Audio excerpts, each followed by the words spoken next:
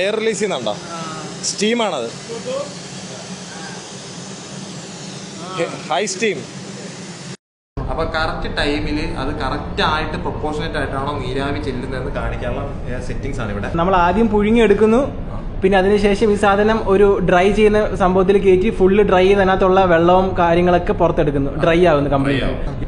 ഇതിപ്പോ current working ആയിട്ടുള്ള ചേമ്പറാണ്. ഇതിപ്പോ തുറന്നാൽ നമ്മൾ അത്രയും കഷ്ടപ്പെട്ട് സ്റ്റീം ചെയ്തിരിക്കുന്നതൊക്കെ പോകും.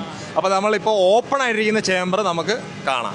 KD കിലൻ ഡ്രൈ ഫുള്ള് കംപ്ലീറ്റ് ആയ ഒരു ചേമ്പറാണ് ഇത്. നമ്മൾക്ക് മർബോ ഇപ്പോൾ ഇവിടെ സീസണിങ് ഫുള്ള് കഴിഞ്ഞ് കിലൻ ഡ്രൈയിങ് കഴിഞ്ഞ് മോയ്സ്ചർ കണ്ടന്റ് കുറച്ച് കഴിഞ്ഞിരിക്കുന്നതാണ്.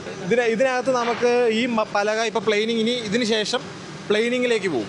പ്ലെയിനിങ്ങിന് ശേഷമാണ് നമ്മുടെ കയ്യിലേക്ക് എത്തുക. മരം എന്ന് പറയുന്നത് ഏറ്റവും മികച്ച ഒരു മെറ്റീരിയൽ, ബിൽഡിംഗ് മെറ്റീരിയൽ ഏറ്റവും മികച്ചത് മരമാണ്. പല കൺട്രീസിലും ഉപയോഗിക്കാം. പക്ഷേ അത് അതിൻ്റെതായ പ്രോസസ്സുകളുണ്ട്, അതിൻ്റെതായ ട്രീറ്റ്മെൻറ്റുകളുണ്ട്. നമ്മൾ അതിലൂടെ കടത്തി വിട്ടിട്ട് മാത്രമേ അതിനെ പ്രോപ്പറായ രീതിയിൽ നമുക്ക് ഉപയോഗിക്കാൻ പറ്റത്തുള്ളൂ. അപ്പോൾ നമ്മളത് ഉപയോഗിക്കുക. പക്ഷേ ഞങ്ങളത് ചെയ്യുന്നുണ്ടെന്ന് കുറച്ച് ആളുകളൂടെ അറിയണം.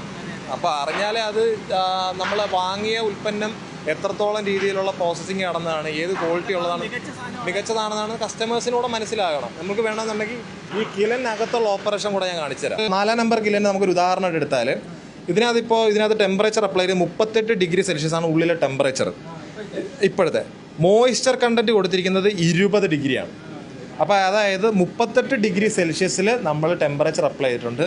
മോയ്സ്ചർ കണ്ടന്റ് നമ്മുടെ മരത്തിൻ്റെ ഈർപ്പത്തിൻ്റെ അളവ് 21 ഇത് താന്ന് നമുക്കൊരു 12 അല്ലെങ്കിൽ അതിൽ താഴെ 10 താഴെ എന്നുള്ള രീതിക്ക് നമ്മൾ എടുക്കും. അപ്പോൾ ഇവിടെ 10 എന്ന് കാണിക്കുമ്പോൾ നമ്മൾ